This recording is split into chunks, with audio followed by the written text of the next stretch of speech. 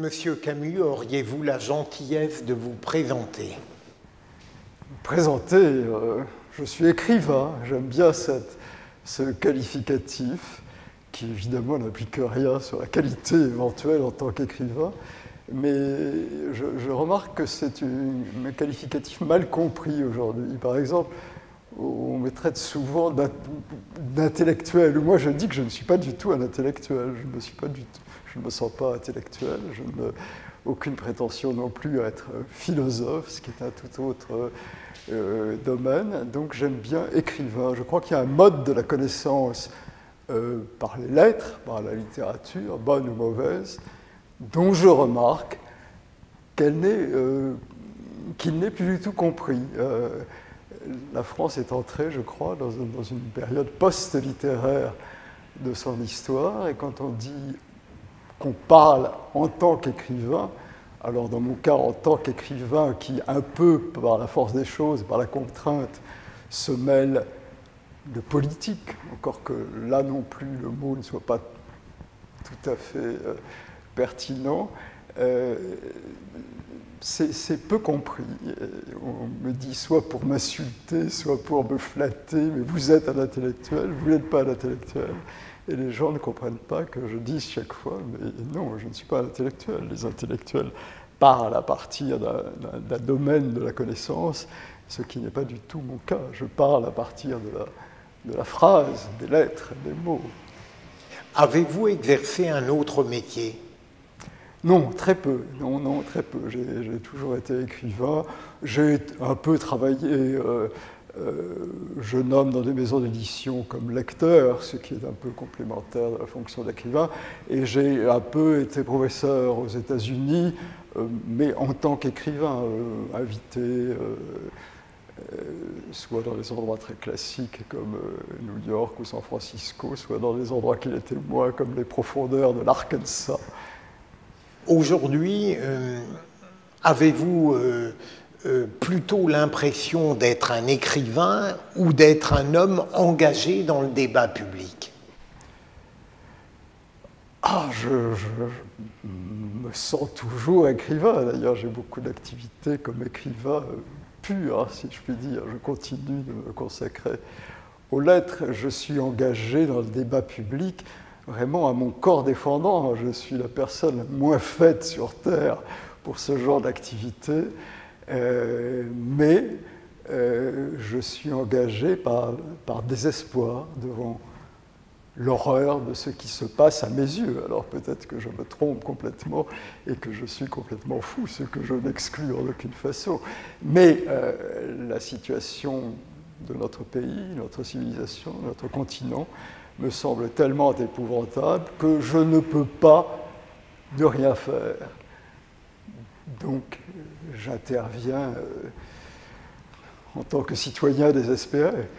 Vous croyez donc à la valeur de l'engagement? À sa valeur, je ne sais pas. L'efficacité de mes interventions n'est pas tout à fait établie. Je crois à son inévitabilité dans mon cas. Je suis comme quelqu'un qui assisterait à un drame et qui ne pourrait pas rester là, les bras croisés. Donc, je donne mon sentiment face, encore une fois, à l'horreur de ce qui me paraît survenir. Comment expliquez-vous que, pour certains, voire beaucoup, vous apparaissiez un peu comme le diable? Je ne sais pas, par l'ensemble d'un système que j'ai beaucoup analysé, si j'ose dire, parce que je me suis un peu interrogé sur toutes ces choses-là. Ce que j'appelle le système remplaciste, c'est-à-dire le système qui est, je crois, un des deux grands totalitarismes rivaux dans le monde aujourd'hui, et qui veut que tout, pas seulement les peuples, les hommes, mais les objets, les cultures, les civilisations, les activités soient remplacées par quelque chose d'autre, en général de moins bonne qualité, comme le low cost, qui me semble l'avenir du monde. Ce système-là est un système extrêmement autoritaire, puissant, tout englobant, qui ne supporte pas l'opposition ou la contestation. Donc il me semble assez normal que les personnes qui s'opposent à lui soient fustigées et traitées de tous les noms, ce qui est mon cas. Vous évoquez là surtout le registre médiatique, non?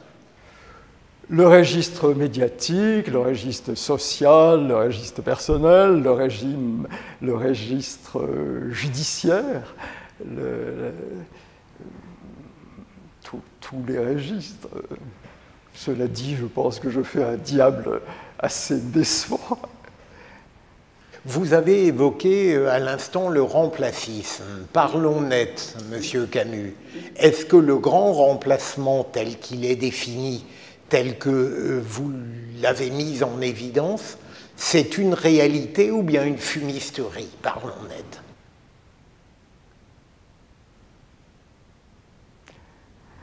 Je pense forcément que c'est la réalité essentielle de notre situation aujourd'hui. Si tel ou tel veulent considérer que c'est une fumisterie, libre à eux. Ce n'est pas à moi de le contester, qu'ils pensent ce qu'ils veulent, je n'y puis rien. Est-ce que, sans que je sois un spécialiste de votre pensée sur ce plan, est-ce qu'au fond, vous ne prenez pas pour une réalité ce qui peut apparaître, même pour des esprits éclairés, comme une menace, et par exemple, quelque chose qui pourrait se profiler dans l'avenir? Mais est-ce que vous n'avez pas tort de considérer que le grand remplacement tel que vous le définissez est actuellement en cours, est réalisé? À qu'il soit en cours, ça, je l'assume complètement. Dans ma pensée, il n'est absolument pas achevé. C'est un processus, c'est quelque chose qui est en train de se dérouler et qui, encore une fois, s'inscrit, si large que ce soit, dans un processus encore beaucoup plus large, qui est ce que j'appelle le remplacisme global, qui me semble l'essence même de la société post-moderne. Comment en êtes-vous venu à inventer, si j'ose dire, ce concept? Dans quelles conditions est-il né et quand? Concept, pour le grand remplacement, concept est vraiment beaucoup dit. J'aime à dire que grand remplacement est un nom, un syntagme, si on veut un terme scientifique. On pourrait appeler ça de toutes sortes d'autres termes qui seraient plus ou moins pertinents. Grand remplacement, c'est un nom un peu inspiré, par exemple, involontairement d'ailleurs, du grand déplacement des Acadiens au XVIIIe siècle. Comment il m'est venu, je n'en sais rien, mais dans la dernière décennie du XXe siècle, j'ai été très frappé par l'ampleur de ce qui me semblait le changement de peuple auquel j'étais en partie habitué, comme tout le monde, par les banlieues, les cités, ce qu'on appelle un peu ridiculement aujourd'hui les quartiers, mais que je voyais intervenir. Je faisais des livres sur la province française, sur le département, et je voyais, dans ma grande stupéfaction, des villages vieux de 1000 ans dans l'Hérault des montagnes, où apparaissaient aux fenêtres des femmes voilées, témoins d'une toute autre civilisation. Et là, je me rendais compte que le changement de population était extrêmement profond, beaucoup plus profond qu'on ne pouvait l'imaginer, et n'intéressant pas seulement la société moderne industrielle. Cette perception, vous avez, se distingue-t-elle de ce qu'on vous a reproché du racisme, par exemple? Est-ce que ce que vous décrivez là n'est pas passible d'une pensée perverse qui serait le racisme ou non? C'est très complexe parce que moi je crois qu'il y a des liens très profonds entre le racisme et l'antiracisme. C'est-à-dire, je crois que l'immense erreur de l'antiracisme a été de prendre ce terme de racisme, et ce mot de race en particulier, dans la même acception incroyablement bête et limitée, à mon avis, où l'avaient prise les racistes, c'est-à-dire considérer la race comme quelque chose de scientifique, en l'occurrence probablement de pseudo-scientifique, toute chose auquel je ne porte personnellement aucune espèce d'intérêt. Cela dit, je crois que l'évacuation de la race au sens que j'aime à appeler français du terme, c'est-à-dire au sens au pluriel qu'a eu ce mot à travers les siècles dans la langue française, au sens de... Moi, je ne suis pas raciste comme Vacher de la Pouge ou Chamberlain ou des gens comme ça. C'est toute chose qui ne m'intéresse en aucune façon. Mais je pense que le mot race est un mot essentiel dans la langue française, qu'il s'agisse de Malherbe, de Racine, des princes de ma race, illustre sépulture, au sens de Bernanos, certes, le profond murmure dans cette phrase si belle de Bernanos, au sens de Gaulle, bien sûr, au sens encore de Georges Pompidou, que j'ai entendu en 1973, 12, pardon, pour le centenaire de l'École libre des sciences politiques, parler, sans faire lever un sursis, des défauts et des qualités de notre race, pour parler des Français. Le seul fait, d'ailleurs, qu'on puisse parler d'une race française implique que le mot est pris dans une acception qui n'a rien à voir avec celle des racistes. Quand on parle de race française, puisque la race française, Dieu merci, par chance, n'a aucun caractère ethnique, au fond. Race française, et pour cette raison, la race française peut accueillir des personnes, et elle l'a fait merveilleusement au cours de son histoire, des personnes tout à fait étrangères, par le sang, par la culture, par la civilisation. Elle peut accueillir des individus. Ce qu'elle ne peut pas faire est accueillir des peuples, évidemment. Donc je pense que vraiment ce renversement sur le mot race, qui à mon avis s'est passé vers le milieu des années 70, on vous dit non, on ne peut plus parler de race à cause des camps de la mort, de la Shoah et tout ça. C'est en partie exact parce que évidemment, ces tragédies effroyables ont eu un effet très, très puissant et en grande partie pleinement légitime, certes. Mais le contre-coup est beaucoup plus ancien. Il y a eu une période de battement de presque 30 ans, au fond. On parlait très, très couramment des races sans que personne ne s'en indigne. Moi, je me souviens très bien de manuels scolaires dans les années 50 où on parlait de la race blanche, de la race noire, tout concept qui sans doute n'ont pas une grande signification scientifique. Mais ce terme-là n'est pas scientifique. Le paradoxe est que, à partir du moment où on déclare que les races n'existent pas, on observe que les gens parlent dans leur arbre généalogique, pour parler comme Cocteau, dans leur race, selon leur race,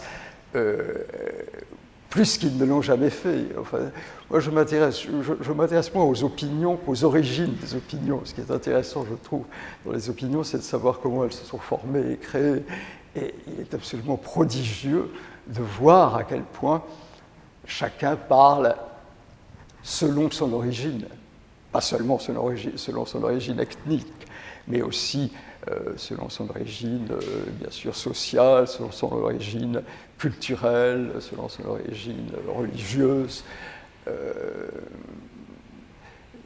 À quel point on est plus que jamais conditionné par l'origine. Alors évidemment, la dignité de l'homme est de se libérer de son origine, d'essayer d'établir un discours qui soit sien, qui soit irremplaçable, puisque je crois profondément que la dignité de l'homme est dans son caractère irremplaçable. Mais la solution de facilité et de dire que ces critères-là n'interviennent pas. Et de dire que les races n'existent pas, c'est une absurdité. Ça peut être un fondement scientifique, ce dont je ne me mêle pas comme étant totalement incompétent, mais ça n'a aucun sens pour quelqu'un qui sait ce que c'est qu'un mot. Ça serait comme de dire que les classes sociales n'existent pas, ou comme que les mythes n'existent pas. C'est la même absurdité. Comment peut-on dire d'un mot qui a recouvert des centaines de choses, c'est un des mots les plus riches sémantiquement dans notre langue, qu'il n'existe pas. C'est profondément absurde. C'est une espèce de coup d'État sémantique qui se dénonce comme tel quotidiennement. Croyez-vous à l'humanisme traditionnel? Je vous écoute, j'ai entendu votre réponse. Est-ce qu'au fond, vous n'êtes pas un humaniste classique? Oui, tout à fait. Je crois à la dignité de l'homme et je crois que la dignité essentielle de l'homme, en quoi je suis à la fois gidien, le gidien de la nourriture terrestre, et chrétien, la dignité de l'homme est dans son caractère irremplaçable, faire de chacun d'entre nous un être unique. Or, ce que j'appelle ce totalitarisme effroyable, le remplacisme global, dont, entre parenthèses, la grande figure qui m'obsède un peu, la figure du mal pour moi, c'est Taylor. Frederick William Taylor. Je crois que le remplacisme est l'application des principes essentiellement industriels de Taylor à l'homme maintenant, c'est-à-dire faire de l'homme quelque chose de normalisé, de simplifié par l'éducation de l'oubli, par le désastre de l'éducation, faire de l'homme un produit absolument interchangeable. L'anti-remplacisme, pourrais-je dire, pour paraphraser Sartre, est un humanisme, certainement. Comment se fait-il que vous ayez été considéré, avec les propos que vous développez devant moi, comme une personnalité sulfureuse, parfois indécente, même indigne? Comment est-ce possible qu'il y ait eu cette interprétation de vous-même? D'abord, les gens ne lisent pas, enfin, le pouvoir médiatique, le journalisme ne lit pas. Les gens ont des réactions tout à fait mécaniques. C'est comme si on appuie sur un bouton et puis il sort ça, une création quelconque. Les gens ne savent pas très bien de quoi ils parlent. C'est ce qui rend d'ailleurs très difficile le combat idéologique. C'est ce que j'appelle la boxe à côté. Les gens portent des coups qui tapent sur quelqu'un qui est à côté de vous, mais qui n'est pas vous du tout. Et on pourrait croire qu'au fond, c'est une sorte de protection, mais pas du tout, c'est extrêmement fatigant, parce qu'on a l'impression qu'il faut se battre sur deux fronts, contre la personne qui est en face, et contre la personne sur laquelle elle tape, et qui est un double totalement erroné. Alors évidemment, on traite de tout ce dont on peut me traiter de façon absolument mécanique, je ne sais pas quoi, vichiste, pesséniste, voire nazi, alors qu'évidemment, moi je me sens absolument dans une autre tradition tout à fait contraire. Il me semble que s'il y a un modèle, enfin, il y a plusieurs modèles pour nous, mais un des modèles essentiels est évidemment la résistance. Je crois que nous vivons sous une occupation. On peut dire qu'entre la première et la deuxième occupation, il y a des différences considérables, mais entre les deux collaborations, il y a très peu de différences. Elles se ressemblent vraiment comme deux gouttes d'eau. Il est très frappant quand on voit des réunions socio-culturelles à Paris aujourd'hui, à quel point ça ressemble, je ne sais pas, on a toujours l'impression, tellement il y a une connivence intellectuelle avec le système. J'imagine que c'était tout à fait l'atmosphère au vernissage d'une exposition Arnaud Breker vers 1942, voire à l'inauguration de Comment reconnaître un juif ou quelque chose comme ça. Alors évidemment, les critères ont changé, encore que l'antisémitisme semble assez présent dans les deux occurrences et de plus en plus dans la seconde. Mais la ressemblance est très frappante. C'est un système qui parle.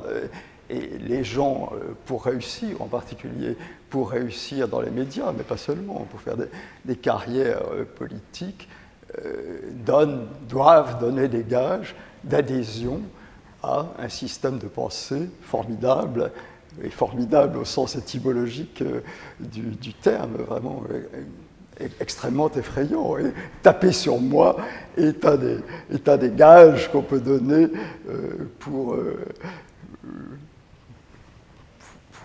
réussir, ou seulement pour être admis. Est-ce que, par exemple, la comparaison que vous venez de faire entre le système d'aujourd'hui et le système de l'occupation du nazisme, est-ce que ça n'est pas le type même de propos qui va susciter des polémiques ou des contre... Est-ce que vous les souhaitez? Je ne le souhaite pas. Je souhaite que la vérité se fasse jour. Je crois que ce système tout-puissant ressemble énormément, autre comparaison, au système soviétique. Et c'est d'ailleurs notre seule espérance, car quand on voit objectivement la situation, l'équilibre des forces, les gens qui pensent comme moi devraient n'avoir aucune espérance. Mais quelque chose qui donne beaucoup d'espérance, c'est le système soviétique, qui était lui aussi tout-puissant et qui s'est effondré d'un coup parce qu'il était construit sur le mensonge. Tout est faux. Nous vivons dans un règne du faux. Tout ce que dit le système est faux, à tel point que j'ai forgé ce concept. Alors là, c'est peut-être un concept, si le grand remplacement ne l'est pas, de faux sel, c'est-à-dire le double inversé du réel, un monde du faux, où tout est faux. Et que le faux sel soit indigné par mes comparaisons, mais il y a en français aujourd'hui un malentendu sur le terme comparer. On peut tout comparer, y compris les choses qui n'ont aucune ressemblance. Comparer, ça pas du tout, ne veut pas dire assimiler. Il y a entre les deux occupations évidemment des différences considérables, énormes. Par exemple, la deuxième ne torture pas tellement, encore ne torture pas dans les caves comme la première. Encore qu'on pourrait certes se souvenir des drames effroyables comme celui du malheureux Ilian Halimi, torturé en effet dans des caves, pour ne pas parler des tournantes. En revanche, la deuxième occupation a des aspects plus effrayants que la première, ne serait-ce que le nombre. Le nombre des occupants varie de 1 à 100 entre la première et la deuxième occupation. Mais je suis peut-être plus porté, s'il faut faire des rapprochements, des comparaisons, sur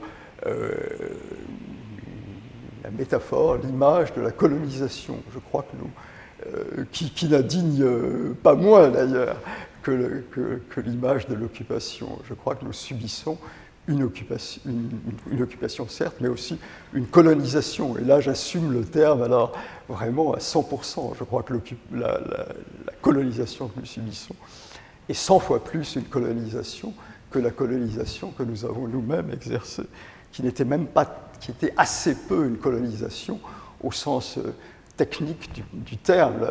La colonisation dans l'Antiquité, quand s'est forgé le concept, c'est un déplacement de population. Or, la France, je ne le dis pas du tout pour diminuer les torts de la colonisation, qui ont été bien réels, mais la France déplaçait assez peu ses populations, sauf au Canada au XVIIe et XVIIIe siècle, et sauf en partie en Algérie. Mais par exemple, en Afrique, la présence française était insignifiante. Il n'y a pas de Français qui sont allés s'établir en Algérie, sauf quelques commerçants et l'administration elle-même. Ce qui fait que cette colonisation peut se terminer du jour au lendemain. On dit l'empire colonial est fini, on se retire. Le pays est indépendant. Alors évidemment, on peut toujours dire qu'il est en partie indépendant et qu'il y a post-colonialisme. Mais la colonisation que nous subissons est 1000 fois plus profonde, 1000 fois plus grave et 1000 fois plus colonisation. Même si on peut objecter que la colonisation, dans une certaine mesure, dans une mesure d'ailleurs assez large, mettait les pays en valeur, tandis que la colonisation que nous subissons n'a guère tendance, me semble-t-il, à améliorer l'administration et la gestion du territoire. Est-ce que vous ne vous facilitez pas un peu la pensée en évoquant le système? Est-ce que vous seriez capable de me le définir, le système que vous dénoncez? Le système que je dénonce, c'est ce qu'il m'est arrivé d'appeler le remplacisme global.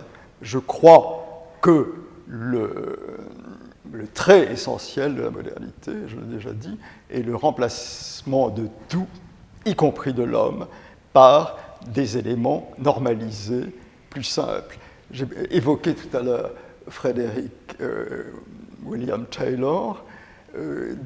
On pourrait évoquer une autre personne pour bien me faire comprendre, une personnalité également très effrayante et qui a l'intérêt de faire la liaison entre beaucoup de choses, qui est celle de Henry Ford. Henry Ford a appliqué, au fond, les principes de Taylor dans ses usines. Et il a eu l'idée géniale de faire de ses producteurs, de ses ouvriers, ses acquéreurs. Il vendait ses machines à ceux qui les produisaient. Il est essentiel de remarquer, entre parenthèses, que Henry Ford était profondément antisémite d'une part et extrêmement lié, y compris par la branche allemande des usines Ford, au nazisme. Et je crois qu'il y a quand même des liens assez étroits entre le monde des camps et le monde de la taylorisation globale, c'est-à-dire la déshumanisation fondamentale. Mais je veux bien ne pas parler du système, qui est un mot en effet un peu ridicule dans la mesure où tout le monde s'en sert, mais le remplacisme global dans un idéal d'économie est allé plus loin et fait de l'homme le produit même. C'est un degré de plus par rapport au taylorisme et au fordisme, c'est de faire de l'homme à la fois le producteur, l'acquéreur, le consommateur et le produit.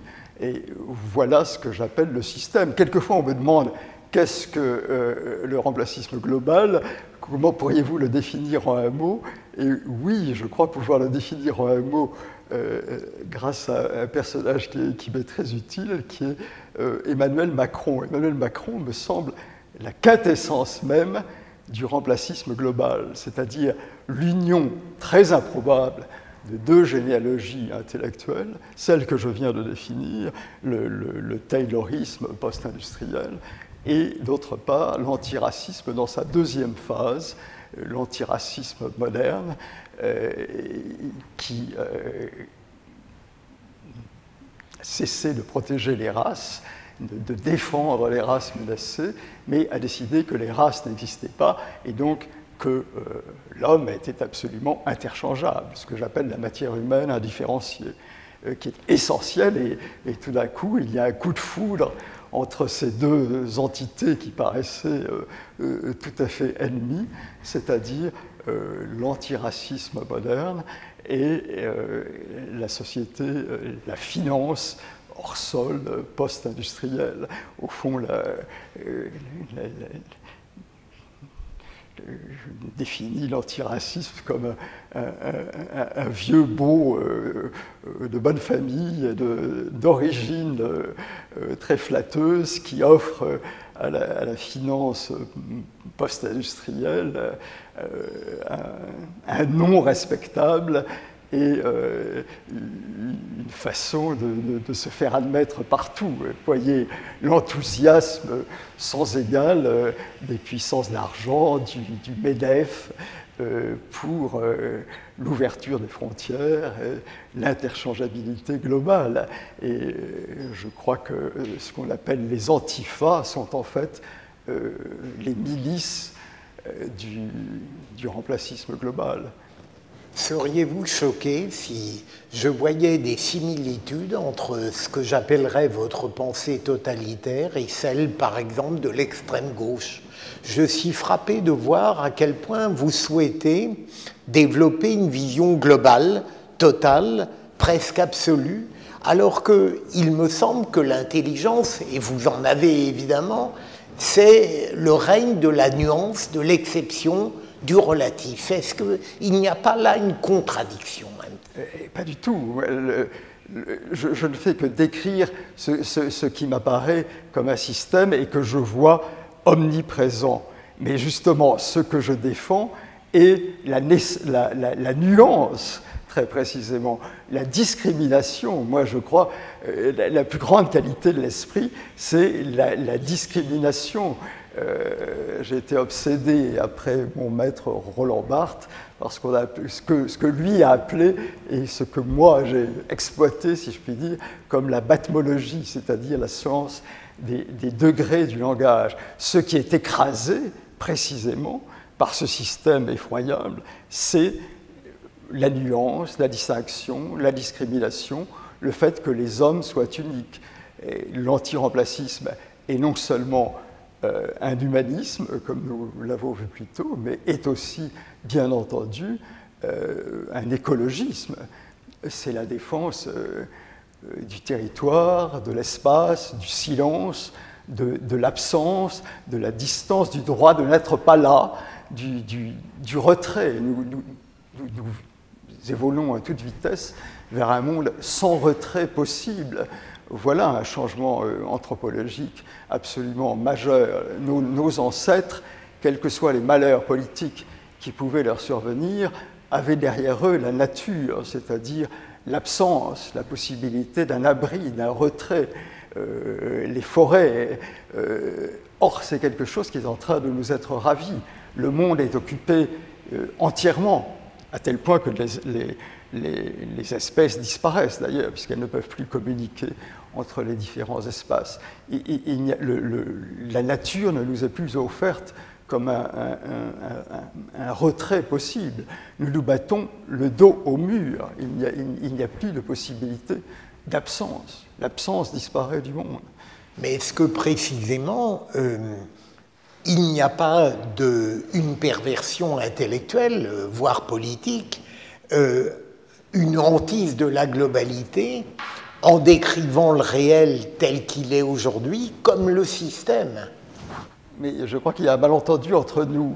Vous avez l'air d'assumer que c'est moi le remplacisme global. Moi, je me bats au nom de la non-globalité. Je ne suis pas du tout globalisant. Au contraire, l'ennemi, c'est ce système qui globalise. Mais moi, je suis de toutes mes forces, qui ne sont pas très considérables, contre cette globalisation.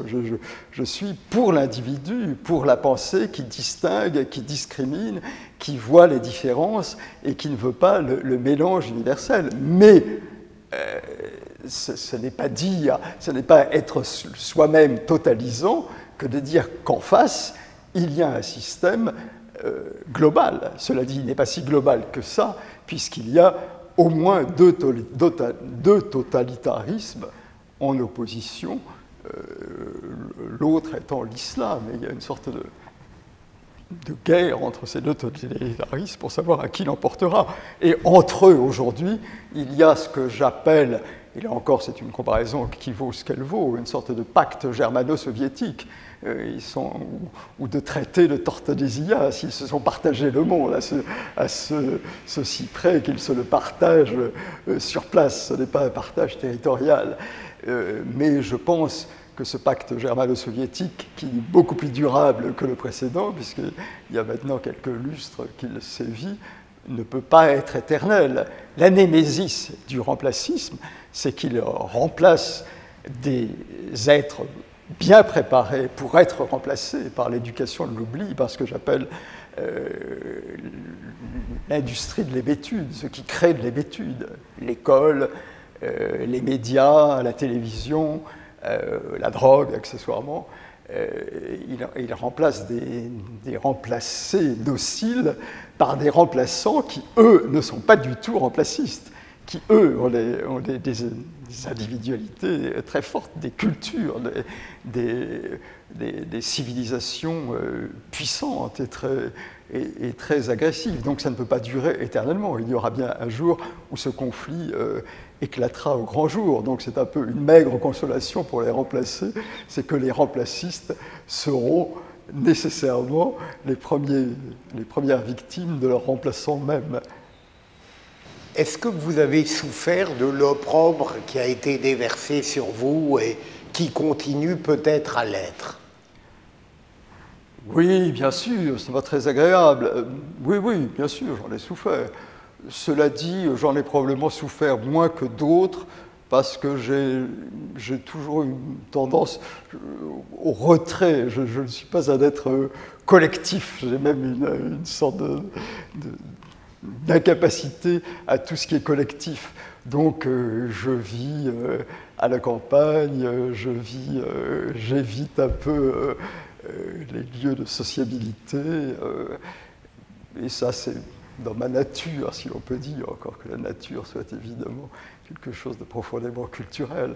Mais donc j'en souffre peut-être moins que d'autres, mais en effet c'est assez désagréable.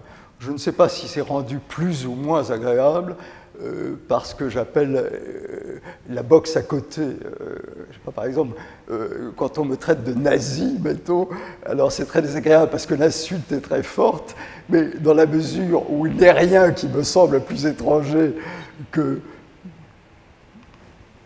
les qualifications de nazi, je me dis ces gens sont des imbéciles, ne savent pas de ce dont ils parlent, s'expriment tout à fait mécaniquement. Donc ce qu'ils disent n'a aucune espèce de portée, et ça diminue forcément la force de l'insulte. Avez-vous eu des soutiens dans le terme n'est pas beau, dans la classe intellectuelle, et à l'exception d'Alain Finkielkraut, depuis quand le connaissez-vous et il a toujours été fidèle dans la défense qu'il vous a apportée? Est-ce qu'il y a d'autres intellectuels peut-être moins connus, qui vous soutiennent ou qui ne tiennent pas à le faire savoir, peut-être? Bon, j'imagine qu'il y en a quelques-uns, mais enfin, ils don't go out of their way pour manifester leur soutien, en général, qui est très coûteux. Soutenir Camus, c'est un système bien connu. On soutient l'un et du coup, on est exclu comme lui. Il y a des gens dont la pensée m'est très proche, mais dont je ne dirais pas qu'ils me soutiennent, c'est plutôt moi qui les soutiens. Par exemple, Robert Heidegger est un philosophe dont je me sens par bien des côtés très, très, très proche. Son ego body est même une source d'inspiration pour moi pour le caractère du remplacisme global, le fait que le remplacement intervient évidemment dans le corps même, dans le corps humain. Tout devient remplaçable, y compris évidemment les organes. Et je me sens très proche également, mais je ne le connais absolument pas, je ne l'ai jamais rencontré, et je ne voudrais surtout pas le compromettre, parce qu'il n'a jamais eu aucun rapport avec moi, qui est ce philosophe Olivier Rey, dont je me sens, je admire beaucoup la pensée, et je crois qu'en effet, les sciences humaines, qualificatif qui me paraît de plus en plus abusif, et peut-être tant mieux d'ailleurs, l'homme répugne à la science, ont prouvé une incapacité formidable à rendre compte de ce qui survient. Moi, je suis très sensible à ce qui me semble le désastre, pas global, mais majoritaire de la sociologie, de la statistique contemporaine, qui non seulement ont été incapables de désigner ce qui allait arriver, de prévenir de l'énormité de ce qui allait survenir, mais qui en plus, pendant que ça survenait, ont exercé, je n'emploierai pas le terme trop lourdement connoté de négationnisme, mais une sorte de dénégationnisme systématique en disant que ce qui survenait ne survenait pas. Alors, pour prendre un exemple peut-être un peu moins polémique que le grand remplacement, celui de l'école. Enfin, la statistique a établi, nous a dit année après année, de façon ridicule, à un point, une expression qu'ils n'osent même plus utiliser eux-mêmes, tellement elle est devenue absurde, que le niveau montait, moyennant quoi nous nous retrouvons avec un système éducatif totalement effondré, en ruine, et ce que j'appelle l'enseignement de l'oubli. Les sciences humaines ont totalement échoué, me semble-t-il, à rendre compte du réel. C'est pourquoi j'assumais, en commençant cette conversation, la qualité d'écrivain, et je continue à croire qu'il y a, comme ça a toujours été le cas dans la tradition française, à quelques rangs littéraire, esthétique et artistique qu'on puisse se situer, non seulement une dignité, mais une efficacité de la connaissance par la littérature, par les lettres, qui est indépendante et de la philosophie et des sciences humaines, intellectuelles à proprement parler. Vous avez été invité au mois de mai 2017 par Alain Finkielkraut dans l'émission Réplique et vous aviez été opposé à un sociologue, Lebras, et je me suis laissé dire que dans le débat qui avait eu lieu, il vous avait, pardon pour l'expression, dominé à coups de statistiques. Est-ce que vous avez eu sentiment à l'époque et comment avez-vous perçu le soutien qui vous avait été apporté par Alain Finkielkraut, qui a été après très largement attaqué, et il avait justifié son invitation en disant que, au fond, vous aviez une absence omniprésente et qu'il était légitime de vous inviter. Pardon pour cette question un peu longue, mais comme on approche doucement de la fin, je me suis permis de la rendre plus complexe. Alors évidemment, les partisans de Hervé Lebras doivent considérer qu'il m'a dominé dans le débat. Les miens pensent que ce n'était pas tout à fait ainsi que les choses se sont passées. Il était dans son système et j'étais dans le mien. Et moi, en effet, il ne peut pas entrer dans le mien et je ne peux pas entrer dans le sien, que je conteste radicalement, puisque je trouve que ces chiffres ne rendent absolument pas compte du réel. Ces chiffres sont devenus même l'instrument du mensonge et de la dénégation. C'est pourquoi moi je refuse absolument d'entrer dans les chiffres. Je ne suis pas dans les chiffres, je parle de l'évidence. Jamais dans l'histoire de notre pays, et d'aucun pays d'ailleurs, on ne s'en est remis à la science pour définir une situation historique évidente. Est-ce que vous croyez que Charles VII a dit à Jeanne d'Arc, vous parlez d'occupation anglaise, prouvez-le, combien d'anglais dans chaque province? Est-ce que Jean Moulin a dit, mais combien y a-t-il d'Allemands en France exactement? Pas du tout comme ça que les termes... Ça, c'est le vol même, c'est le drame qui est survenu à notre peuple, c'est le vol par les sciences humaines du regard, de l'œil, de l'expérience, et même de la douleur. Les gens n'ont même plus droit à leur chagrin, à leur horrible chagrin devant ce qui survient à leur patrie et qui aurait fait horreur à leurs parents, à leurs grands-parents et à tous leurs aïeux. Et on leur vole au nom, non seulement au nom d'une science qui n'est pas pertinente en l'occurrence, mais qui en plus, soit dans la meilleure des hypothèses, s'est trompée toujours, et dans la plus mauvaise, parce qu'elle est servile, parce qu'elle est au service du pouvoir, a menti absolument constamment, a menti sur tout, a menti sur l'éducation, a menti sur l'effondrement de l'école, a menti sur la criminalité, a menti sur ce qu'elle appelle l'immigration, terme qui ne répond en rien à la réalité de la situation d'ailleurs. Donc, je n'ai pas du tout le sentiment d'avoir été dominé par Hervé Lebras, auquel je rends grâce d'ailleurs d'avoir été parfaitement courtois comme je l'étais, je crois moi-même. C'est un échange qui s'est passé très poliment, mais c'était aussi, dans une certaine mesure, évidemment, un non-échange, puisque je récuse totalement son approche, qui me semble fausse, pour ne pas dire mensongère. Enfin, je ne veux pas mettre en cause sa bonne foi, il est probablement de bonne foi. Et lui récuse totalement la mienne, évidemment. La mienne ayant quand même pour elle, ce qu'on oublie, 6 ou 7 siècles d'expérience du sensible dans la littérature française et dans l'histoire. Ce n'est pas moi qui introduis quelque chose de nouveau là-dedans. Moi, je juge de l'histoire comme on en a toujours jugé dans notre pays, c'est-à-dire en reconnaissant aux hommes, aux citoyens, la dignité de leur regard et le droit de leur expérience à constituer une déclaration pertinente, un état des lieux sur le réel. Je sens comme une réticence de votre part à me parler d'Alain Finkielkraut. Ah non, pas du tout, absolument pas. Non, non, au contraire, je suis infiniment, pas du tout. C'est parce que vous avez posé une autre question. Je suis très, très reconnaissant à Alain Finkielkraut de son amitié. J'ai pour lui la plus grande estime et admiration. intellectuel pour le coup, et littéraire. Et non, j'avais une gratitude infinie pour la gentillesse et la générosité qu'il a témoigné à mon égard, à grand risque pour lui-même, parce que chaque fois qu'il a un mot un peu favorable à mon endroit, c'est évidemment 10 articles pour le traîner dans la boue, selon un système bien connu.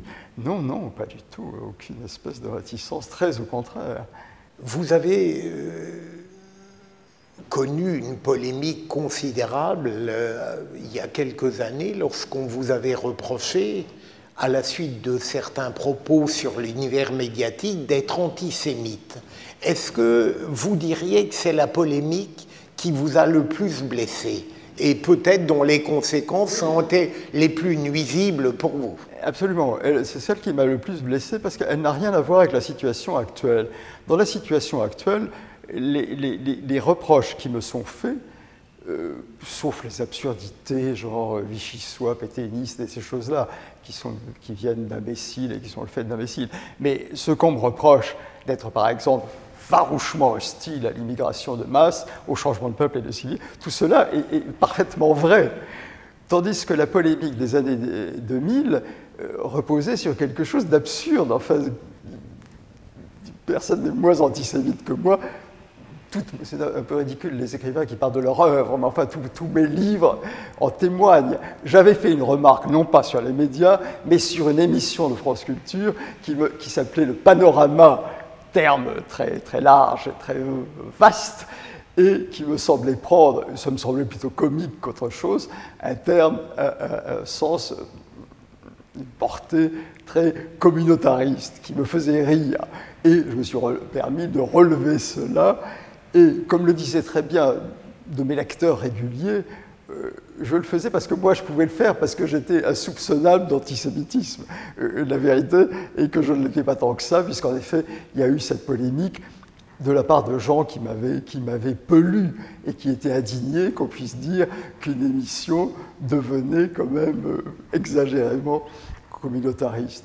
Et là, il y a des accusations dont on ne peut pas se défendre parce qu'elles sont tellement énormes et tellement fausses que se défendre est encore trop, se défendre est entrer dans le jeu de l'adversaire. Moi, je me voyais mal me dire, moi, je ne suis pas du tout antisémite, qu'est-ce que vous racontez? Donc là, c'était en effet très difficile et je suis d'autant plus reconnaissant à Alain Finkielkraut et à quelques autres, comme Elisabeth Lévy, par exemple, d'être intervenus à ce moment-là. Mais encore une fois, c'était beaucoup plus désagréable que les polémiques actuelles, où au fond, il y a peu de malentendus, il n'y a pas de malentendus. En effet, je suis radicalement hostile au changement de peuple et de civilisation. Vous m'avez indiqué tout à l'heure être un écrivain et en même temps vous êtes impliqué dans le débat public. Votre œuvre d'écrivain, je la connais très peu. Je sais simplement que vous écrivez régulièrement un journal et que vous avez peut-être écrit des livres sur les lieux, sur la France, sur l'architecture, mais je le dis avec prudence. Comment se fait le partage entre cette œuvre d'écrivain et votre action politique, puisque je crois que vous avez créé également un parti? Le partage se fait difficilement parce que les journées sont trop courtes pour tout ça.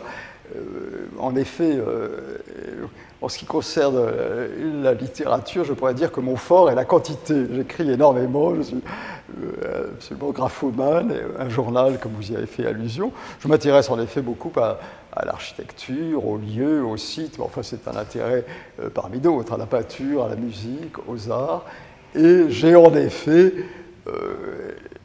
fondé, mais on ne peut pas le dire sans rire un peu, un parti politique qui pourrait être dans le Guinness Book of Records comme étant le plus petit parti politique de l'histoire de la vie politique dans quelque pays que ce soit, car il a plutôt les dimensions d'un think tank, comme il ne faut pas dire, que d'un parti politique, et donc ce parti de l'innocence. Alors là, c'est un concept, oui. Moi je crois que l'essence de l'action politique doit être cet idéal d'innocence, de non-nocence, comme dans le serment d'Hippocrate, avant tout, ne pas nuire. Et ce concept avait beaucoup d'avantages, je n'ai pas le temps de développer ici, je ne vais pas vous ennuyer avec ça, mais entre autres de créer un lien entre la politique et l'écologie, encore une fois. Il s'agit de ne pas nuire à cette planète, à cette terre que nous partageons, et aussi de ne pas nuire à nos voisins. Donc il y a un idéal de réserve, de silence, de non-nocence. Je crois qu'on comprend mal le terme d'innocence. Il y a un grand malentendu dans la civilisation occidentale sur ce terme d'innocence qu'on croit première. Or, l'innocence n'est pas du tout première. L'innocence, on ne le remarque pas assez, est un terme négatif. L'innocence, c'est la non-nocence. Ce qui est premier, c'est la nocence, c'est-à-dire le fait de nuire. Et une action politique, au sens alors le plus large du terme, doit tendre, par l'éducation, entre autres choses, à la non-nocence, c'est-à-dire à ne pas déranger ses voisins, à ne pas écouter la radio ou la télévision de façon à ce qu'ils l'entendent aussi bien dans l'appartement d'à côté que chez soi, à ne pas faire peur aussi, même sans nuire. Par exemple, le fait qu'on fasse... Moi, je crois que nous vivons dans un monde où la nocence se généralise. Tout le monde nuit à tout le monde. Or, c'est le contraire même de la civilisation, sans parler évidemment de la catastrophe que subit la nature, la campagne, l'espace, qui est rabougri chaque année dans des proportions épouvantables. Une forme de savoir-vivre. Oui, alors j'admets parfaitement l'innocence, c'est un idéal de non-importunité à l'endroit des personnes qui partagent le monde avec vous. Sans tomber dans la dérision, vous êtes le fondateur de ce parti. J'espère que vous n'en êtes pas le seul adhérent. J'en suis pas tout à fait le seul adhérent, mais enfin, on n'en est pas très loin.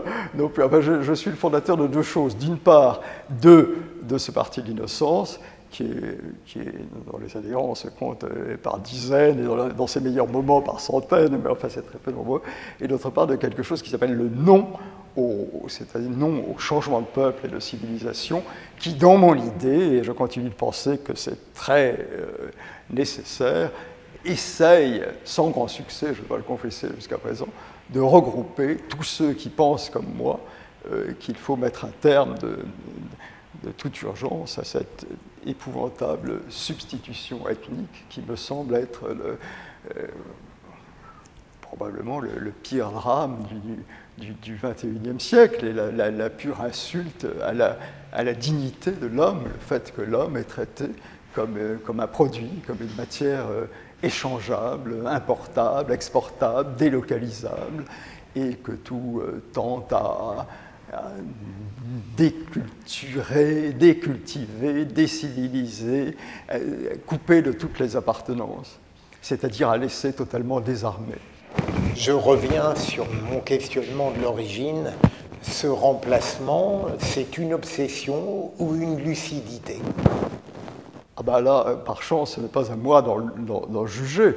Je suis obsédé, en effet, par ce qui me semble l'horreur de ce qui survient, c'est-à-dire la prise de pouvoir, même pas par... On me reproche, ça aussi c'est la langue un peu mécanique, de complotisme. Je ne crois pas qu'il y ait un complot, je crois que sont en marche des mécanismes monstrueux, énormes, que personne ne contrôle, y compris ceux qui en profitent, tellement ils sont vastes, mais que ces mécanismes sont effrayants, non plus seulement même pour la dignité de l'homme, mais pour sa présence sur la Terre, l'homme tend à être pulvérisé par sa réduction à la matière, au minéral, au statut. Il y a une sorte de chosification du vivant, justement, qui est bien analysée par Robert Heidegger, dont nous parlions tout à l'heure. Je suis obligé de terminer, Renaud Camus, et je voudrais, dans ma dernière question, vous faire part d'une impression que j'avais. Je n'avais pas le sentiment, en vous questionnant, de questionner le diable. mais en même temps, j'imaginais que je rencontrerais une personnalité un peu crispée, sombre, aigrie, amère, qui en avait peut-être assez d'être étiqueté, mal jugé, parfois injurié. Et je découvre un homme qui a le sourire, qui a une sorte d'alacrité intellectuelle et qui semble vivre assez facilement les polémiques au centre desquelles elle s'est trouvée. Comment, est-ce que je me trompe? Est-ce que vous avez l'intelligence gaie? Vous êtes à l'aise dans les polémiques dont vous êtes l'objet? Qu'est-ce qui fait que je m'étais trompé sur vous et que je découvre le personnage d'aujourd'hui? Vous savez, il y a dans Le Maître de Santiago de Monterland, un auteur peu cité de nos jours, mais qui a quand même de beaux passages, une phrase magnifique que dit le Maître de Santiago lui-même à propos de tous ces affairistes à la cour du roi d'Espagne qui s'occupent des affaires des Indes. Et il dit, plus tard, quand on voudra rendre honneur à un homme, on dira « il n'a pris aucune part aux affaires des Indes ». Et moi, j'ai une certaine joie, un certain bonheur, en effet. On pourra dire de moi, non, lui n'a pris aucune part à cette horreur qui survient, c'est-à-dire la destruction de notre culture, de notre civilisation, par le remplacisme global, le fait qu'on change de peuple, de civilisation, et de tout, d'ailleurs, et de culture, oui, de présence sur la Terre, de mode de la présence sur la Terre, et le changement n'est pas pour le meilleur. Moi, je n'ai pris aucune part à tout ça, je suis absent de tout ça, je suis totalement absent. Je crois aux vertus de l'absence. Et j'en tire, oui, j'aime beaucoup le mot d'alacrité, merci pour alacrité, un certain bonheur, oui. Pardon de vous avoir imposé une présence durant 1 heure. Non, pas du tout. Je vous remercie au contraire très gentiment de m'avoir si gentiment donné la parole. Je suis content de pouvoir m'expliquer. Merci beaucoup, Renaud Camus.